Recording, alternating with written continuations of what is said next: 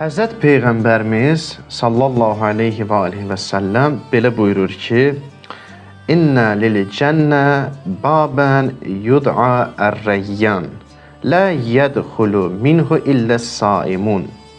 Buyurur ki, cənnətdə bir qapı var ki, o qapıya yalnız və yalnız oruç tutanlar daxil olarlar.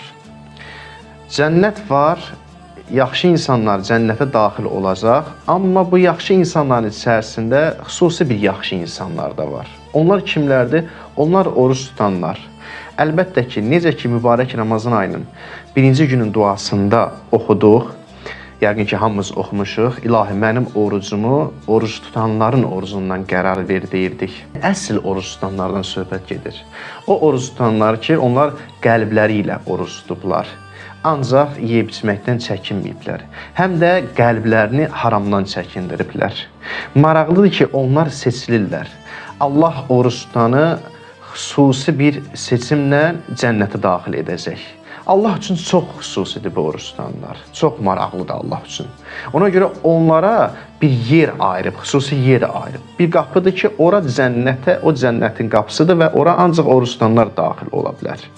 Mübarək Ramazan ayı həmin o qapı ki var, cənnətin qapısı ki var, o aydır ki, bizləri ora hazırlayır. Bilmirəm, orada olmamışıq hələ ki və bilmirik ki, ora necə bir cənnətdir. Bəlkə də ora söhbətgah bir cənnətidir. Yəni, orada ancaq və ancaq cənnət nemətləri, yemək, içmək, bu kimi şeyləri yox, söhbət olacaq. Oruç tutanlar Allahla söhbət edəcəklər. Necə ki, dünyada həqiqi oruç tutanlardan oldu, çəkinirlər hər şeydən və fikirləri, zikirləri ancaq Allah oldu. Orada elə bir yerdir ki, Allah deyəcək ki, indi gəlin, dünyada siz həqiqi oruç tutanlar oldunuz və fikrinizi, zikrinizi mənə yönəltdiniz. İndi gəlin, bu qapıya daxil olun, burada sizinlə həm söhbət olacam. Bax, Allah bizləri belə oruç tutanlardan qərar versin və o cənnəti bizlərə nəsib eləsin.